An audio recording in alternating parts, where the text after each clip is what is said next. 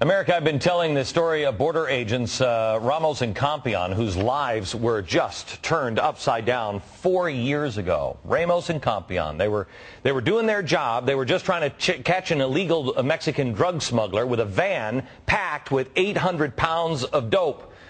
When the drug smuggler tried to escape, Ramos and Compean shot him in the butt. As for the smuggler, well, he just ran scurrying back across the border there.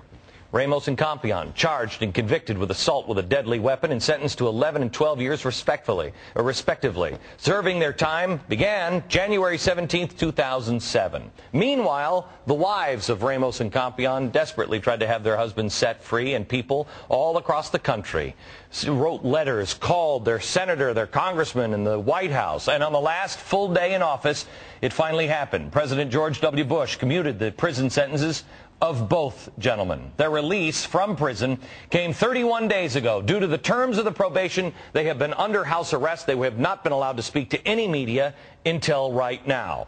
They can't even speak to each other, so I have to interview them individually here in the next few minutes. This is their first on-camera and exclusive interview with anyone on this program. First, let's go to former border agent Nacho Ramos. Hello, Nacho. How are you, my friend? How you doing? I'm doing fine, thank you.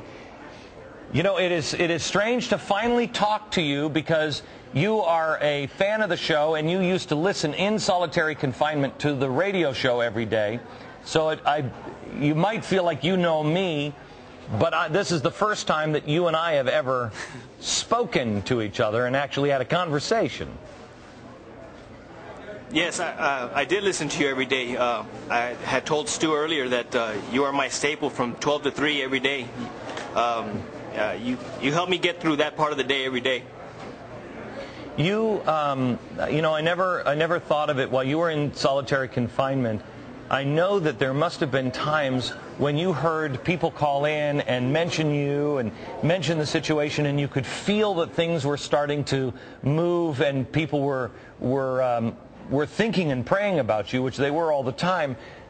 But I never thought of it the flip side. How many times did you turn on the radio or talk to somebody when they weren't talking about your ordeal? Did you ever sit in solitary confinement and just say, "Oh, please, guys, please, I'm in here. Please don't forget about me"?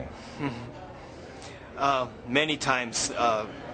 That's on a daily basis, actually. You know.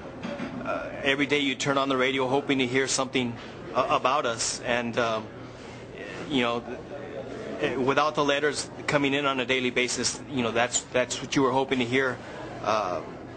You know, you're just hoping to hear anything, something, because that was your only outlet on the radio. And obviously we're not the only things out there, but you're just hoping to hear something. You know, right now, the world has changed since you've been in prison. The country has been having and struggling with problems for a while, but in the last 2 years, we have changed. I mean, even in the last year, we've changed. People right now feel wildly alone, like nobody's hearing their voice, that nothing's going to change, and they're just feeling powerless. I think you are exactly the person to speak directly to America, because I can't imagine feeling more powerless than the President of the United States wielding power and making sure that in this case, I believe his henchman puts you in jail. You're in solitary confinement, no voice whatsoever. How did you not give up, and how did you not just feel like totally alone? Well, knowing that so many people were supporting us, receiving their letters, knowing that so many people were supporting us, their prayers, their constant letters. I can't thank everybody enough, and to know that nobody gave up on us. Here, listening to you every day, you know, you are the voice, and so many people out there, you know, the people out there do have a voice, and me sitting here today proves that. Yeah. Because since nobody gave up on us, it shows that. I mean, the pressure that everybody put up. Yes. I'm sorry to interrupt you. I'm sorry. We have bad satellite connection here. I have to tell you, we have to jump over to Jose here before we lose that satellite link.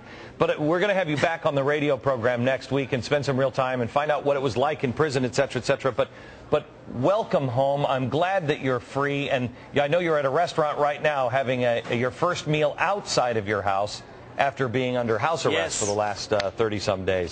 Jose Compean is coming up next. Nacho, we'll talk to you next week on the radio.